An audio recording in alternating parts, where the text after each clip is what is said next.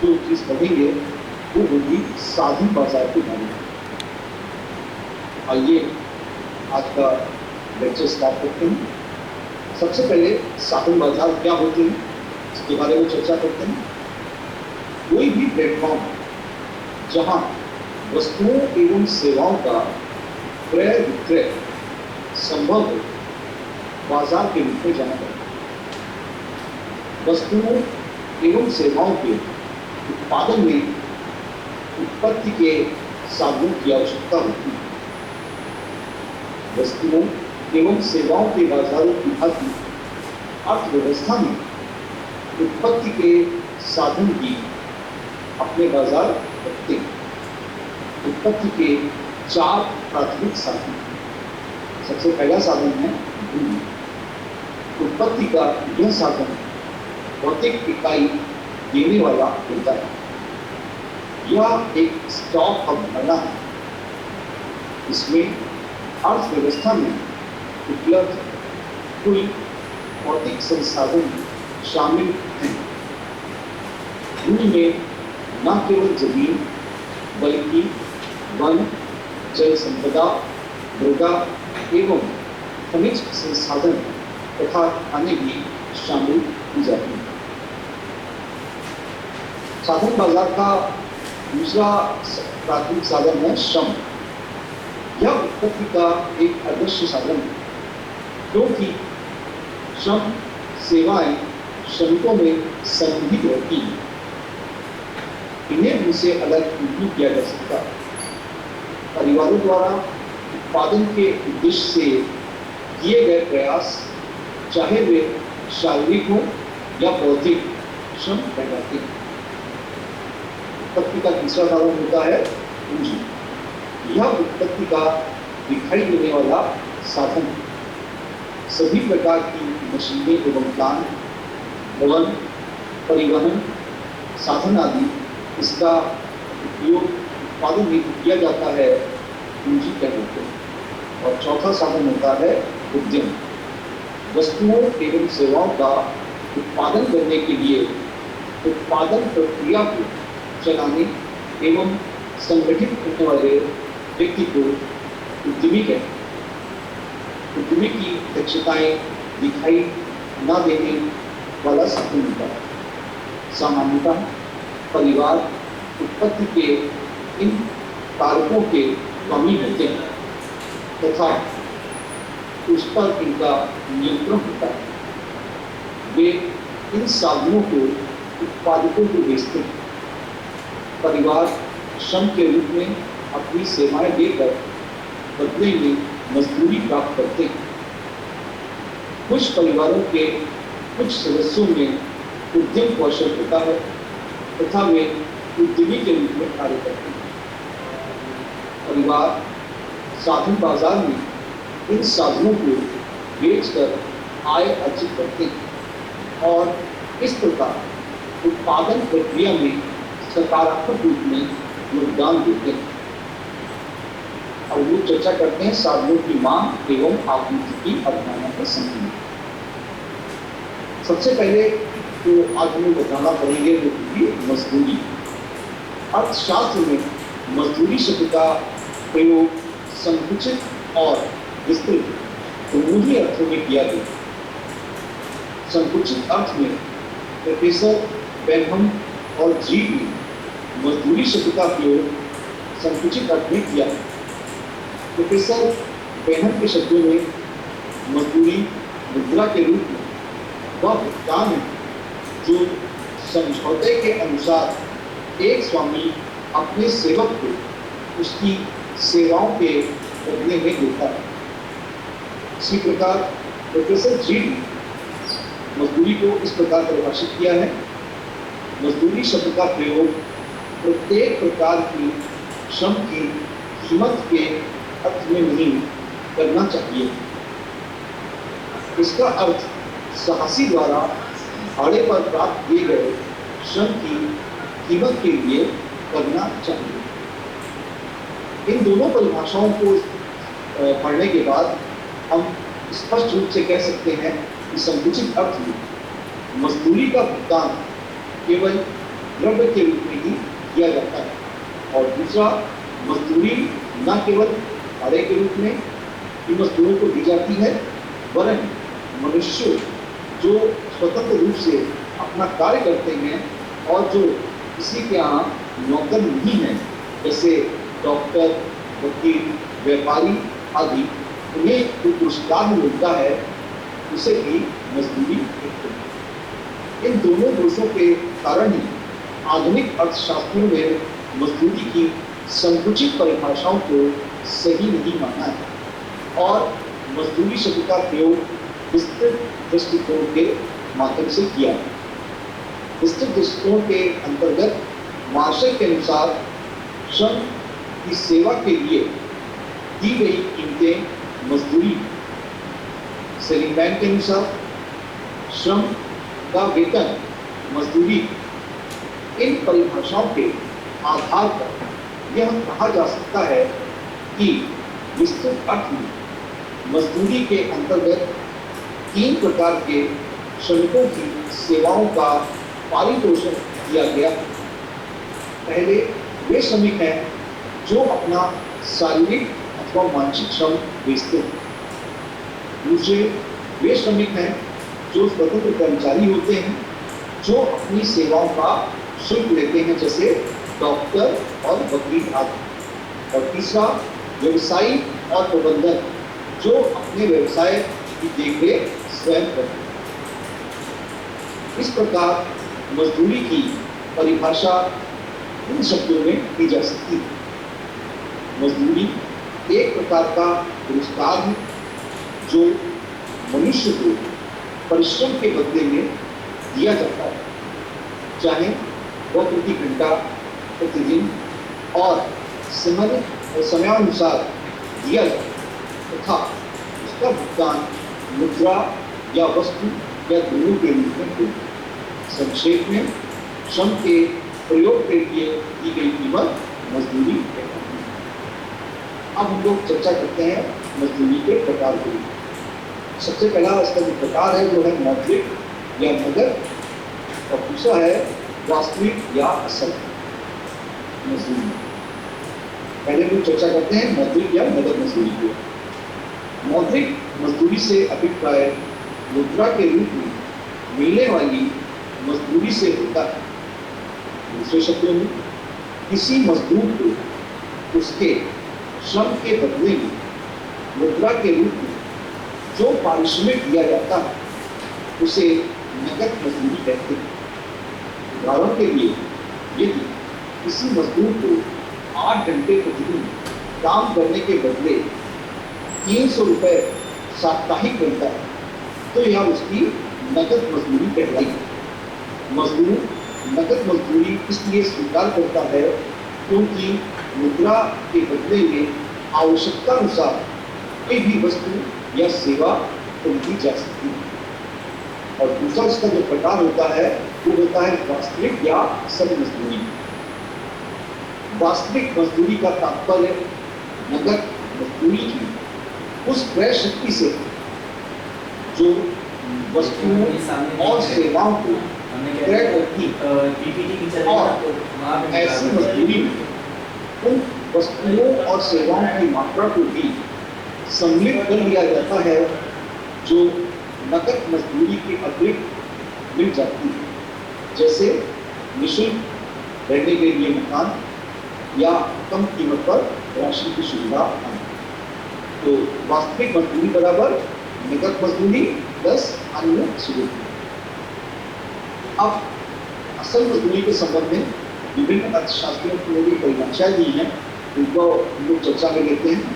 सबसे पहले जो परिभाषा हम लोग लेंगे वो होगी एडम स्मिथ के अनुसार। एडम स्मिथ के अनुसार श्रमिक की वास्तविक मजदूरी में आवश्यकताओं और जीवनोपयोगी सुविधाओं की वह मात्रा सम्मिलित होती है जो उसको श्रम के बदले में दी जाती है, जबकि उसकी नगद मजदूरी में श्रम द्वारा प्राप्त मुद्रा की मात्रा को सम्मिलित करते हैं। श्रमिक धनी अथवा निर्धन, उसे अधिक पुरस्कार मिलता है या कम, यह उसके श्रम के वास्तविक मूल्य के अनुपात पर निर्भर करता है, न कि नकद मजदूरी। दूसरी परिभाषा है मार्शल के अनुसार। मार्शल के शब्दों में वास्तविक मजदूरी में केवल उन्हीं सुविधाओं तथा आवश्यकताओं को शामिल किया जाना चाहिए जो व्यवसाय विशेष से संबंधित होते हैं और सेवकों को अलग व्यय नहीं करना पड़ता। प्रोफेसर थॉमस के अनुसार असल मजदूरी किसी श्रमिक को उस कार्य के बदले प्राप्त होने वाले शुद्ध लाभों की ओर संकेत करती है, अर्थात इन आवश्यक, आरामदायक तथा विलासिता संबंधी वस्तुओं की ओर बताती है जो श्रमिक अपनी सेवाओं के बदले प्राप्त करते हैं। प्रोफेसर सेलिंगमैन के अनुसार वास्तविक मजदूरी को संकुचित अर्थ में प्रयोग करते हैं। उनके अनुसार वास्तविक मजदूरी से अभिप्राय उन वस्तुओं से है जो नकद मजदूरी द्वारा खरीदी जा सकती है। इस प्रकार कुल असल मजदूरी में निम्न दो बातों को सम्मिलित करना चाहिए। पहला, नकद मजदूरी से जो वस्तुएं व सेवाएं खरीदी जा सकती हैं, और दूसरा, नकद मजदूरी के अतिरिक्त उसे जो अन्य सुविधाएं प्राप्त होती हैं। अब हम लोग चर्चा करते हैं नकद व असल या वास्तविक मजदूरी के बीच संबंध को। नकद और असल मजदूरी में निकट संबंध। नकद मजदूरी बढ़ने पर असल मजदूरी भी बढ़ेगी। यह इस बात पर निर्भर करता है कि नकद मजदूरी या मुद्रा की क्रय शक्ति कितनी, अर्थात कीमत स्तर में कितना परिवर्तन हुआ। उदाहरण के लिए, यदि श्रमिकों की नकद मजदूरी के कम हो जाने पर कीमतें गिर जाती तो नकद मजदूरी बढ़ जाती है, परंतु साथ ही वस्तुओं की कीमतों में भी उतना ही आनुपातिक वृद्धि हो जाएगी। इसके विपरीत, माना कि श्रम की नकद मजदूरी बढ़ जाती है, परंतु साथ ही वस्तुओं की कीमतों में भी उतनी ही अनुपात में वृद्धि हो जाती है, तो इस स्थिति में नकद मजदूरी में कोई वृद्धि नहीं मानी जाएगी। इस प्रकार स्पष्ट है कि नकद मजदूरी तथा वास्तविक मजदूरी का संबंध मुद्रा के मूल्य, क्रय शक्ति अथवा कीमत सूचकांक पर निर्भर करता है। अर्थात वास्तविक मजदूरी बराबर मौद्रिक मजदूरी बटे सामान्य मूल्य स्तर। अब हम कुछ तत्वों के बारे में चर्चा करते हैं जो वास्तविक मजदूरी को निर्धारित करने में एक महत्वपूर्ण भूमिका निभाते हैं। सबसे पहला इसका जो तत्व है वो है मुद्रा की क्रय शक्ति। श्रम की वास्तविक मजदूरी पर मुद्रा की क्रय शक्ति अर्थात वस्तुओं तथा सेवाओं को खरीदने की शक्ति का बहुत प्रभाव पड़ता है। जिस स्थान पर वस्तुओं के मूल्य कम होंगे वहां पर मुद्रा की क्रय शक्ति अधिक होगी, अर्थात मुद्रा के बदले में अधिक वस्तुएं या सेवाएं खरीदी जा सकती हैं। और जहां पर बिक्री मूल्य होंगे अधिक होंगे वहां मुद्रा की क्रय शक्ति कम होगी। अतः जिस स्थान पर मुद्रा की क्रय शक्ति अधिक होती है वहां पर यद्यपि मुद्रा के रूप में मजदूरी कम हो सकती है तो भी वास्तविक मजदूरी अधिक रखी जाएगी। उदाहरण के लिए मान लीजिए कि इलाहाबाद में दबीवा की अपेक्षा वस्तुएं तथा सेवाएं सस्ती हैं, परंतु यदि दोनों नगरों में श्रमिकों को मुद्रा के रूप में मिलने वाली मजदूरी बराबर तो इलाहाबाद के श्रमिकों की वास्तविक मजदूरी रीवा के श्रमिकों से अधिक थी। दूसरा निर्धारक तत्व है अन्य सुविधाएं। यदि किसी व्यवसाय में मजदूर को उसकी नकद मजदूरी के अतिरिक्त अन्य प्रकार की सुविधाएं भी प्राप्त होती हैं, जैसे मुफ्त मकान, बच्चों की निःशुल्क शिक्षा आदि। तो इस अवस्था में मजदूर की वास्तविक मजदूरी अधिक होगी। तीसरा तत्व है अतिरिक्त आय प्राप्त करने के अन्य स्रोत।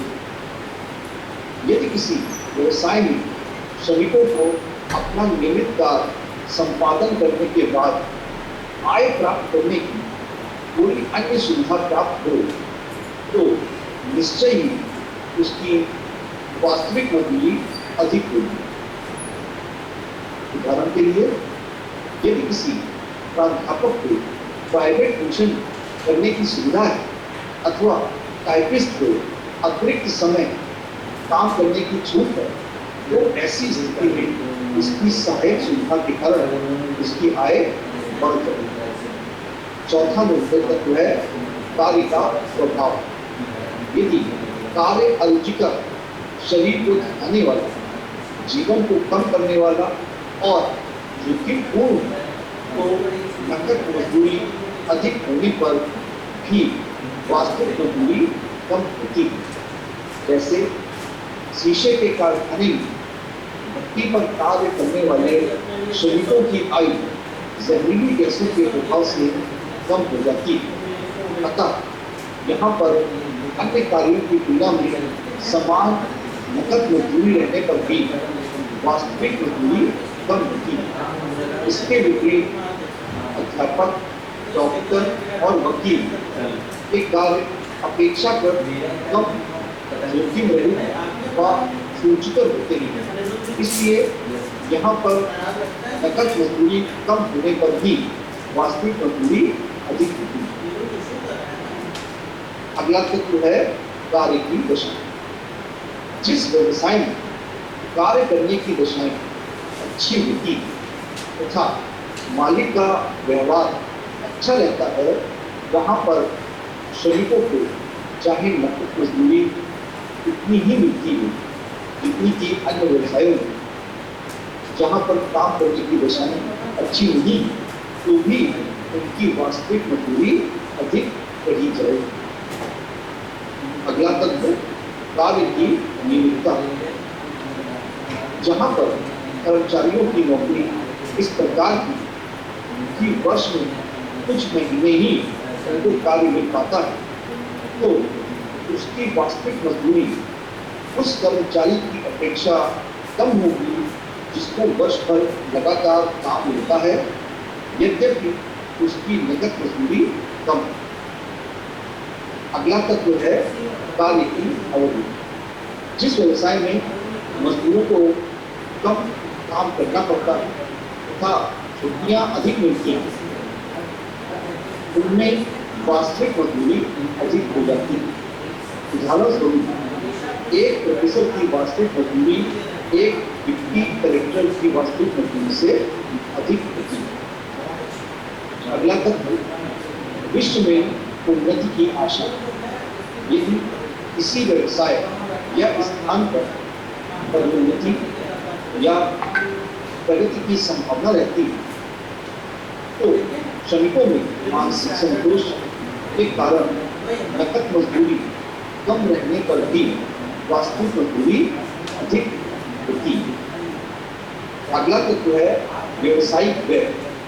कुछ व्यवसाय ऐसे होते हैं जिनमें कर्मचारियों को अपना कार्य कुशलता पूर्वक चलाने के लिए कुछ व्यय करना पड़ता है।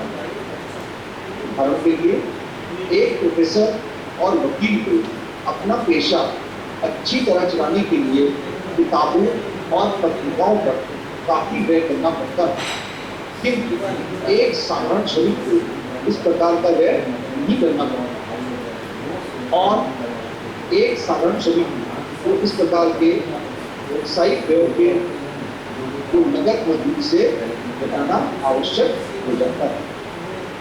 अगला तत्व है प्रशिक्षण का समय और लागत।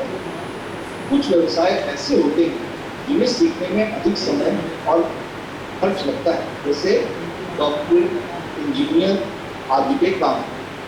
ऐसे कार्यों में वास्तविक मजदूरी उन कार्यों की तुलना में कम होती है जिन्हें सीखने में व्यय तथा समय अधिक नहीं लगता।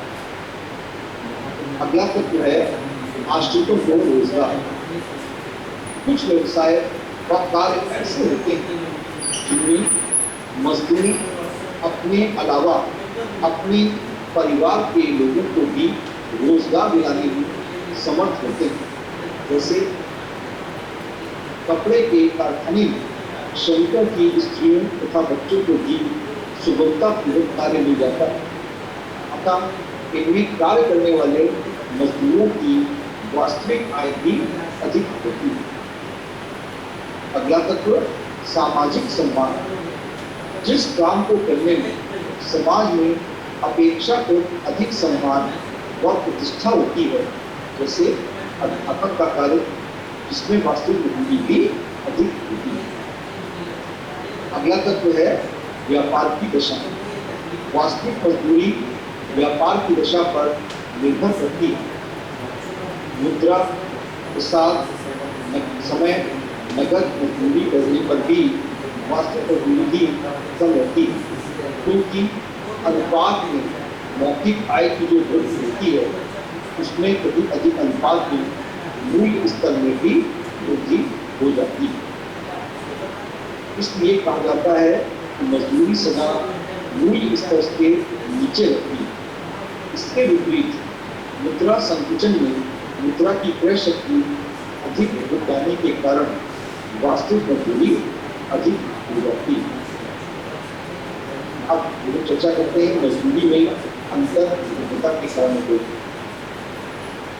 व्यावहारिक जीवन में प्रायः यह देखने में आता है कि एक ही व्यवसाय अथवा विभिन्न व्यवसायों में कार्य करने वाले श्रमिकों की मजदूरी में अंतर होता है। प्रोफेसर सैमुअल्सन के अनुसार मजदूरी के अंतरों और उनके कारणों को मुख्य रूप से 3 वर्गों में विभाजित किया जा सकता है।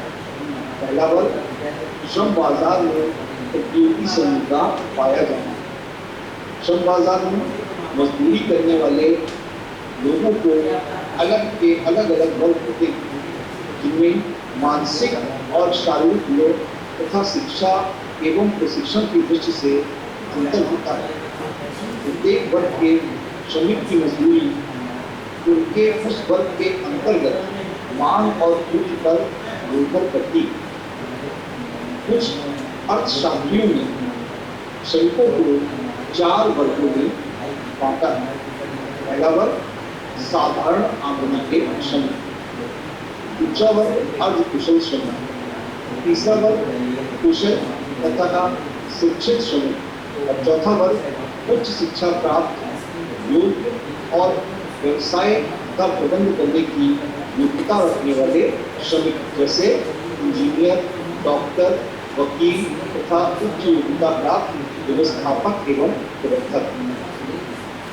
किसी एक ही वर्ग या समूह के विभिन्न श्रमिकों के बीच तो प्रतियोगिता होती है, पर विजातीय श्रम वर्गों के बीच प्रतियोगिता नहीं हुआ करती है। ऐसे श्रमिकों को अप्रतियोगी समूह कहते हैं और उनकी उपस्थिति के कारण ही श्रम बाजार में मजदूरी संबंधी अंतर पाया जाता है। दूसरा कारण है समानीकरण अंतर। श्रम बाजार में प्रतियोगी समूह में भी श्रमिकों का एक ऐसा वर्ग होता है जो सामान्य योग्यता रखते हैं, परंतु फिर भी प्रत्येक कार्य के लिए उनकी मजदूरी समान नहीं होती है। उनमें भी विभिन्नता होती है, जिसे स्थानीयकरण अंतर होता है।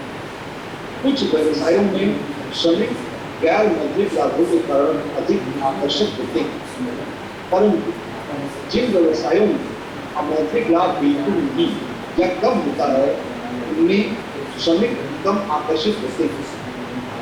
प्रोफेसर सैमुअल्सन का कहना है कि जो व्यवसाय निजी सामाजिक प्रतिष्ठा, गंदगी, दूषित वातावरण, अनियमित रोजगार तथा नीरस प्रगति वाले होते हैं, वे श्रमिकों के लिए कम आकर्षक होते हैं।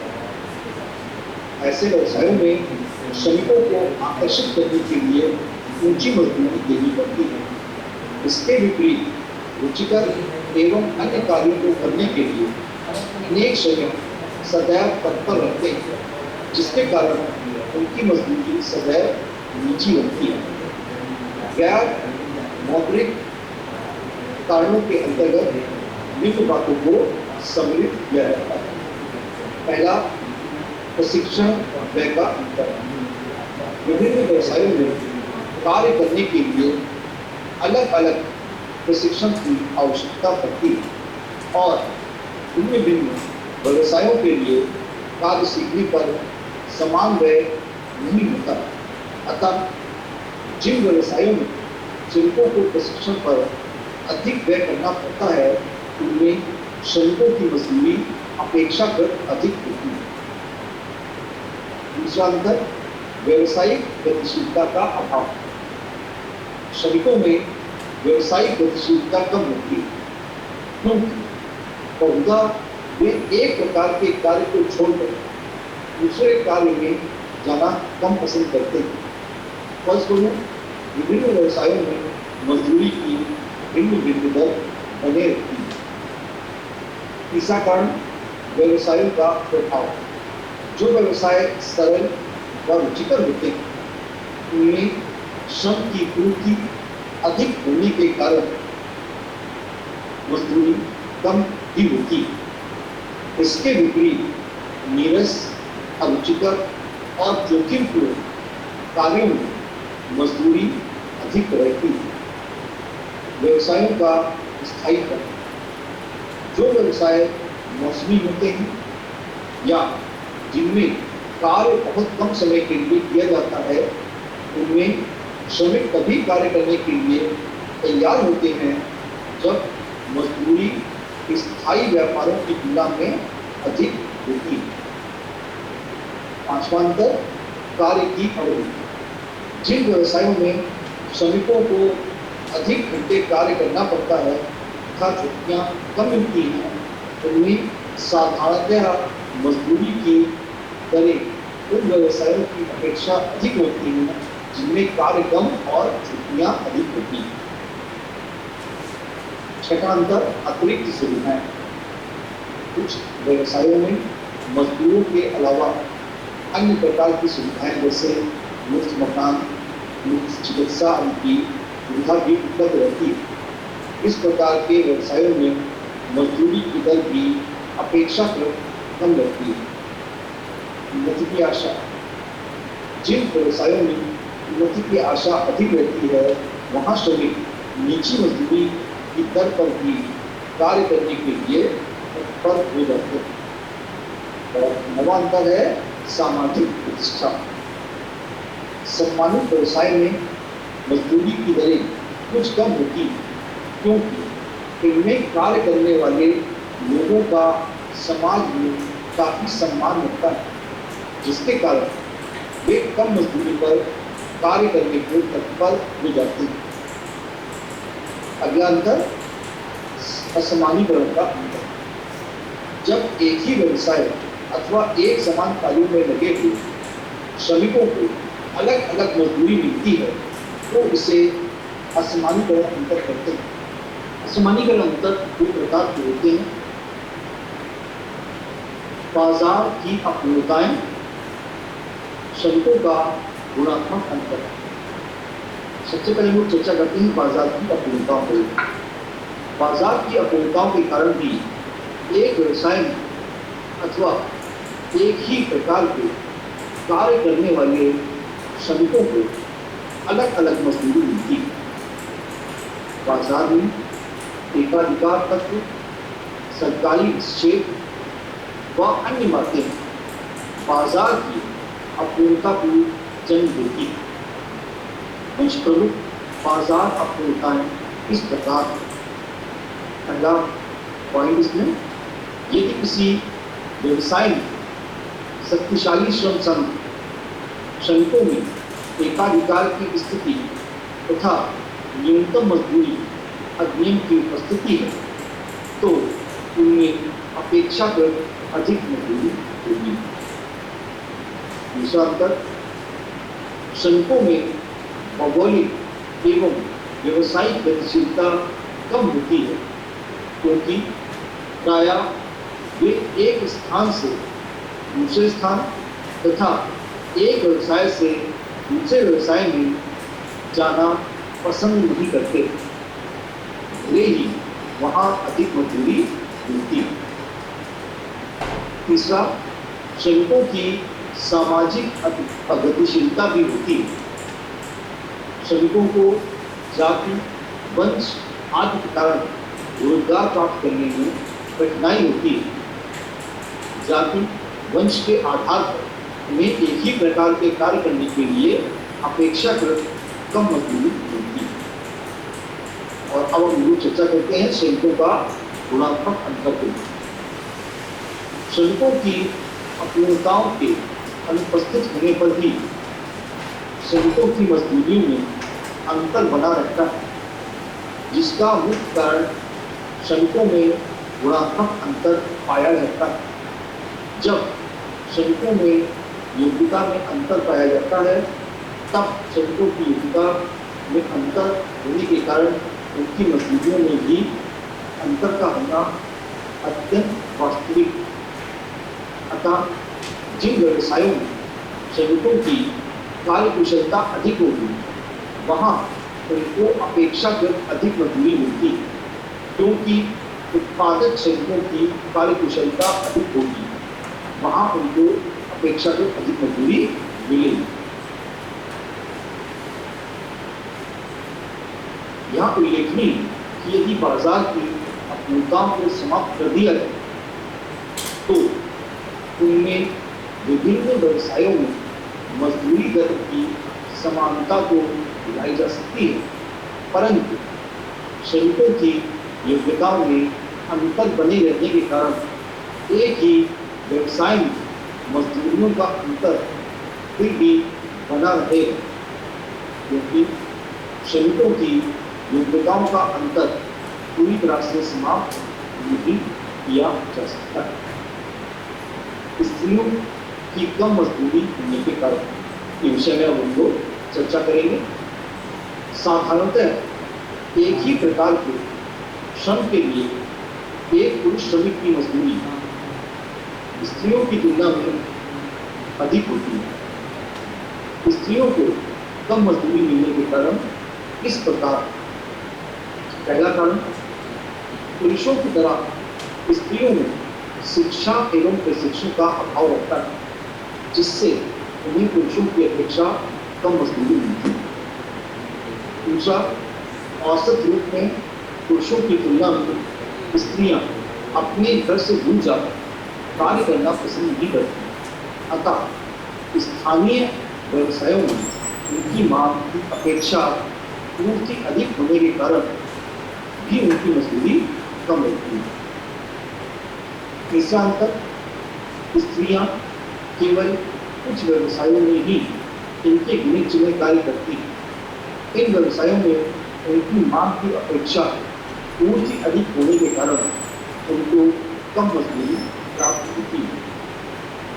चौथा कारण, स्त्रियों का उद्योग में कार्य करना केवल अस्थायी प्रकृति का होता है, क्योंकि सामान्यतः विवाह के उपरांत वे कार्य छोड़ देती हैं, परंतु पुरुषों के संबंध में ऐसा नहीं होता। अस्थायी श्रम सदा ही कम मजदूरी पाता है। निष्कर्ष रूप में हम ये कह सकते हैं कि उपरोक्त योजना से स्पष्ट है कि सेवा योजन के लिए एक पुरुष श्रमिक की तुलना में सेवा योजन स्त्री श्रमिकों को कम महत्व देता है। इस कारण स्त्री श्रमिक की मांग कम होती है, फलस्वरूप स्त्रियों की मजदूरी भी कम होती है।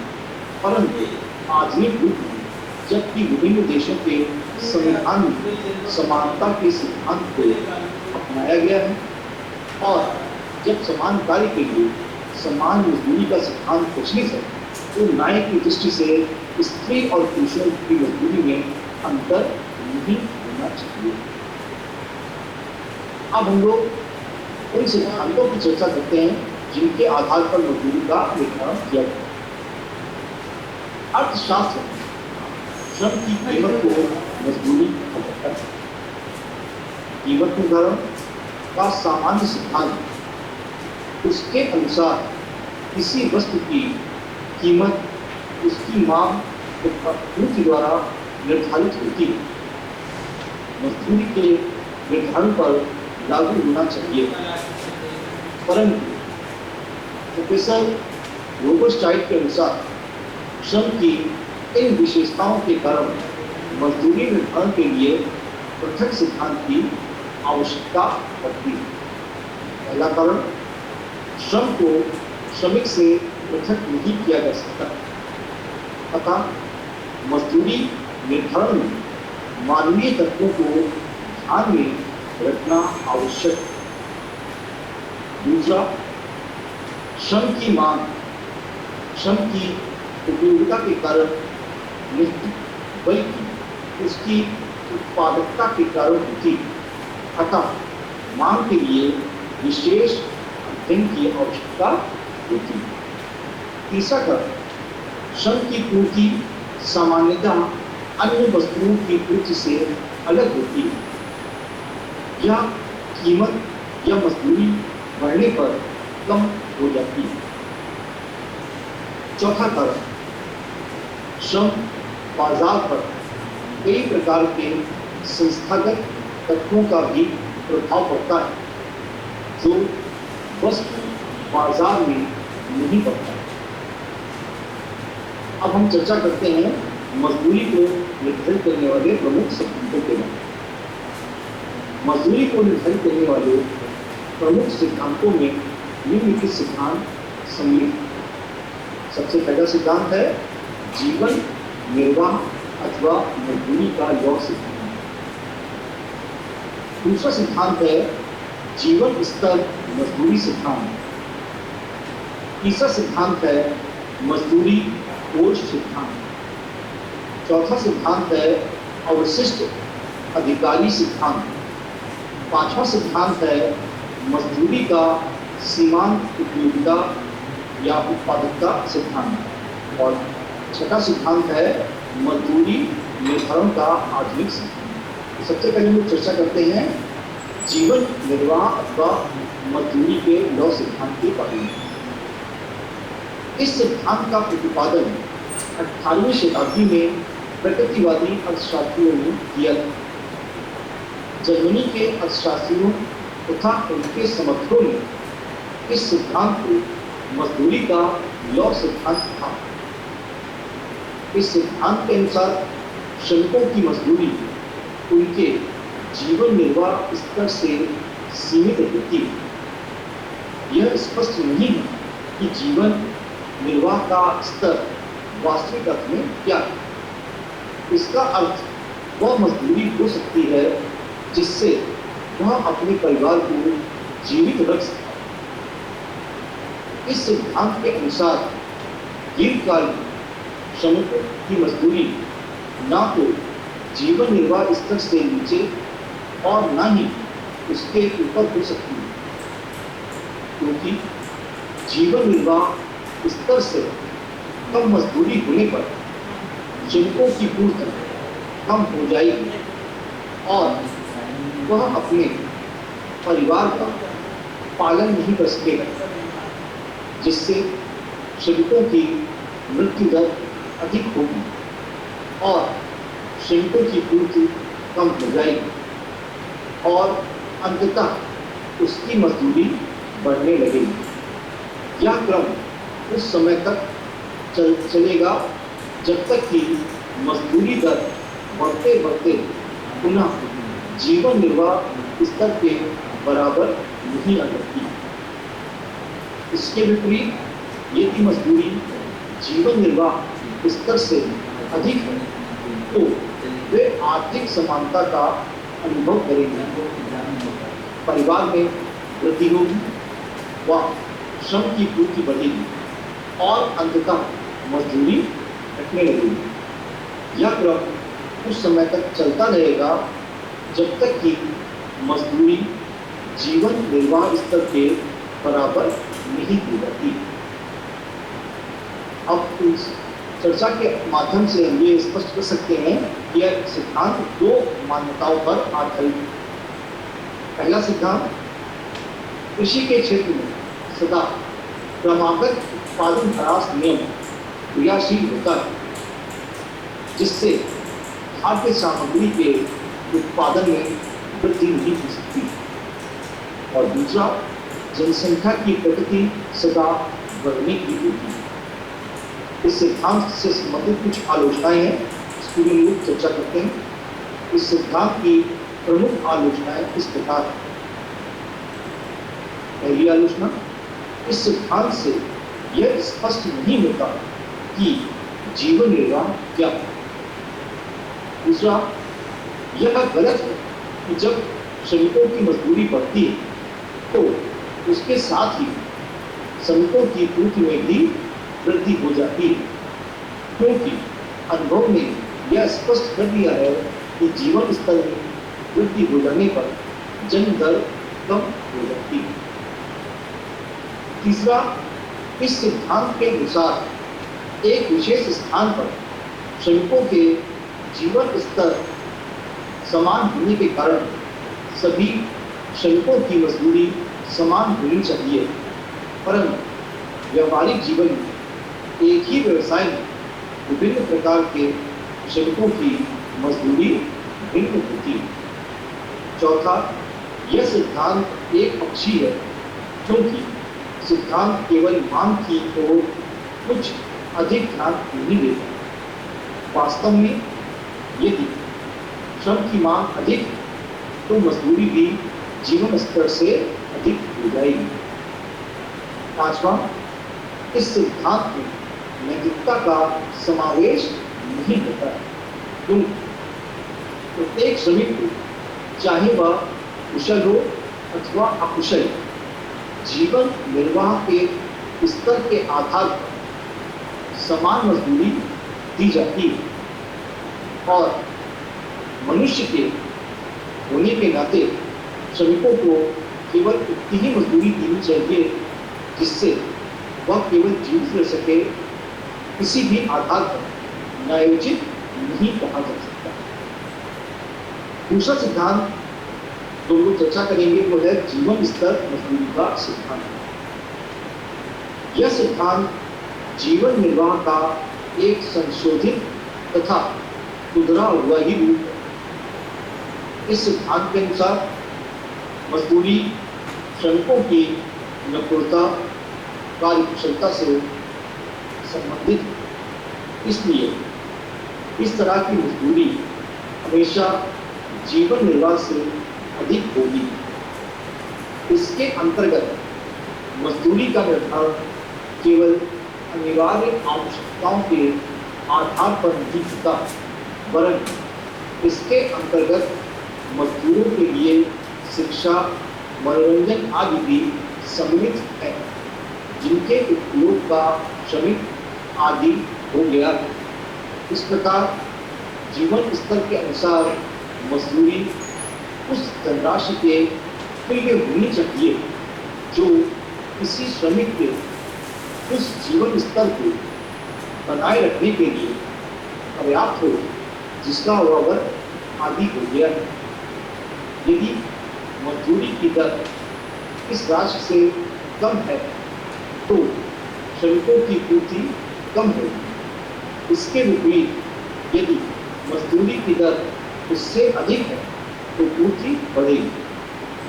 अतः मजदूरी की दर में जीवन स्तर के अनुरूप करने की प्रवृत्ति होगी। अब इस सिद्धांत की आलोचनाओं के बारे में हम लोग चर्चा करते हैं। पहली आलोचना, यह सिद्धांत अपूर्ण है क्योंकि इससे केवल पूर्ति पक्ष का विश्लेषण किया गया है और मजदूरी पर पड़ने वाले मांग के प्रभाव को भुला दिया गया है। दूसरा आलोचना, इस सिद्धांत के आधारभूत है जीवन स्तर एक परिवर्तनशील तत्व है, इसलिए इसको मजदूरी निर्माण का सिद्धांत नहीं बनाया जा सकता। तीसरा, यह निश्चित करना कठिन है कि मजदूरी स्तर द्वारा निर्धारित होगी या स्वयं मजदूरी जीवन स्तर को निर्धारित करती है। साधारणतया मजदूरी में वृद्धि हुए बिना श्रमिकों के रहन सहन में वृद्धि होना संभव नहीं।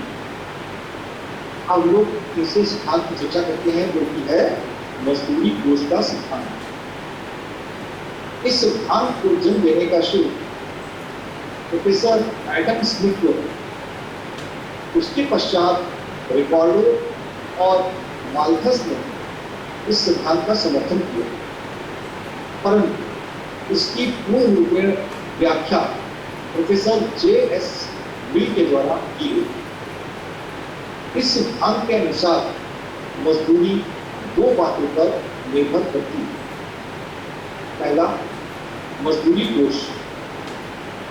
मिल के अनुसार श्रमिक की सेवाएं प्राप्त करने के लिए पहले से ही एक निश्चित कोष निर्धारित कर लेना चाहिए।